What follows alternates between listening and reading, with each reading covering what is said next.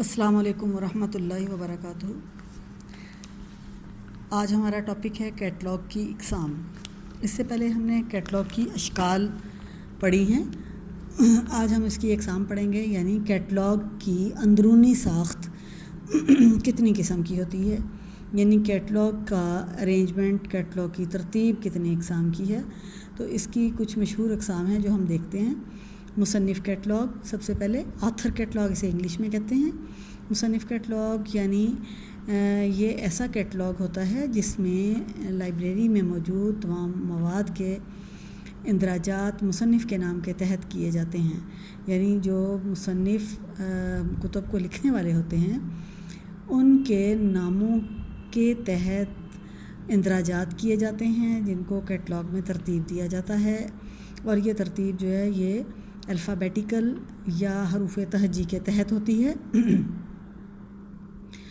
اور یہاں مصنف سے مراد صرف کتاب کو لکھنے والا ہی نہیں بلکہ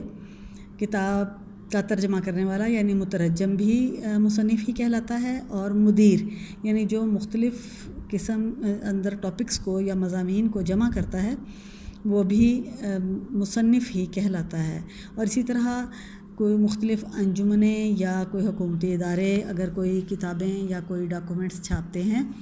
تو وہ بھی مصنف کے زمرے میں ہی آتے ہیں، انہیں بھی مصنف ہی کہا جاتا ہے۔ اس کیٹلاگ میں ایک مصنف کے جتنے بھی کام ہیں، جتنی کتابیں ہیں، جو کچھ اس نے لکھا ہے وہ ایک جگہ پہ مل جاتی ہیں۔ دوسری قسم ہے کیٹلاگ کی اسمی کیٹلاگ۔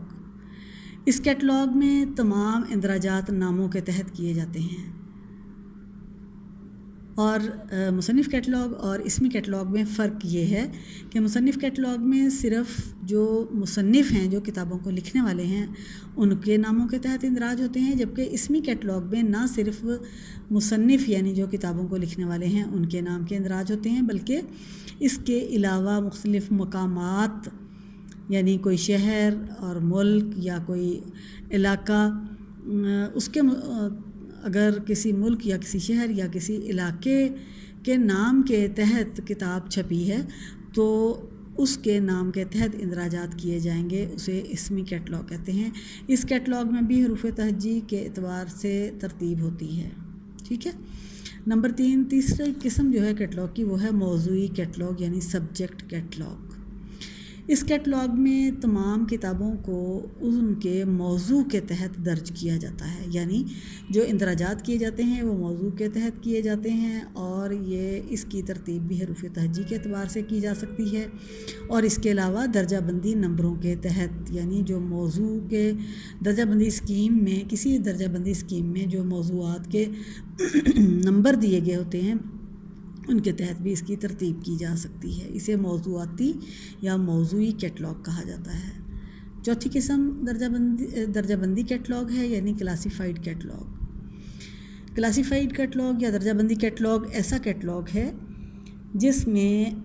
تمام اندراجات کی ترتیب اس لائبریری میں جو درجہ بندی اسکیم استعمال کی جا رہی ہوتی ہے اس درجہ بندی اسکیم کے مطابق اس کیٹلاگ میں اندراجات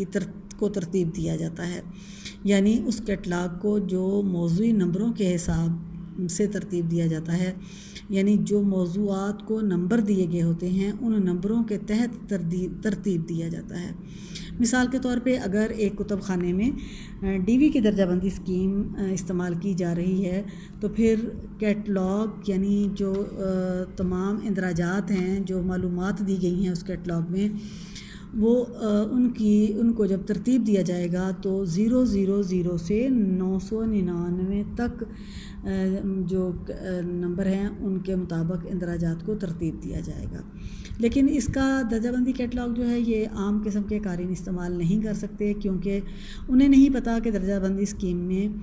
موضوعات کو کون کون سے نمبر دیے گئے ہیں اور کس طرح سے نمبر دیے گئے ہیں، لہٰذا ان کے لیے درجہ بندی نمبروں کے تحت کیٹلاگ سے اپنی ضرورت کا مواد تلاش کرنا یا اپنی ضرورت کی معلومات حاصل کرنا مشکل ہو جاتا ہے۔ جیسا کہ ڈی وی کی درجہ بندی اسکیم کو اگر ہم دیکھیں تو اگر جو قوانین سے متعلق یا قانون سے متعلق جو کتابیں ہیں ان کو 340 نمبر دیا گیا ہوگا، کیونکہ ڈی وی کی درجہ بندی اسکیم میں ڈی وی نے موضوع قانون یا لاء کو 340 نمبر دیا ہے، لہذا اگر اس کی ترتیب درجہ بندی نمبروں کے تحت ہوگی تو 340 نمبر کے تحت تمام قانون کی کتابیں آئیں گی، لیکن عام قاری کو اس کا پتہ نہیں ہوگا۔ موضوع کے لحاظ سے وہ کتابوں کو تلاش کر سکتا ہے، اگر موضوعی کیٹلاگ ہو یعنی قانون کے لحاظ سے، لاء کے لحاظ سے، مصنف کے لحاظ سے یا اس کے عنوان کے لحاظ سے وہ کتابیں تلاش کر سکتا ہے، لیکن درجہ بندی نمبروں کے تحت یا درجہ بندی کیٹلاگ جو ہے اس کو استعمال کرنا اس کے لیے مشکل ہے۔ تو رنگا ناتھن جو ماہر لائبریری سائنس ہیں وہ تجویز دیتے ہیں کہ اگر درجہ بندی کیٹلاگ بنانا مقصود ہو تو اس کے ساتھ الفابیٹیکل یا حروف تہجی کے تحت بھی کیٹلاگ مرتب کیا جائے۔ نمبر 5 قسم ہے لغاتی کیٹلاگ یعنی ڈکشنری کیٹلاگ۔ اب جیسا کہ نام سے ظاہر ہے، آپ ڈکشنری تو تمام بچے استعمال کرتے ہیں، اور آپ کو میں نے جو ہے وہ فرسٹ ایئر میں درجہ بند ڈکشنری کا استعمال سکھایا بھی ہے بطور خاص، اس لیے آپ کو پتہ ہے کہ ڈکشنری حروف تہجی کے تحت ترتیب یافتہ ہوتی ہے، یعنی الفاظ جو اس میں معنی دیے گئے ہوتے ہیں وہ حروف تہجی کے تحت ان کو ترتیب دیا گیا ہوتا ہے، لہٰذا ایسا کیٹلاگ جس میں تمام اندراجات حروف تہجی کے تحت ترتیب دیے گئے ہوں اسے لغاتی یا ڈکشنری کیٹلاگ کہا جاتا ہے۔ اس کی خصوصیت یہ ہے کہ اس کیٹلاگ میں تمام کارڈز یعنی جو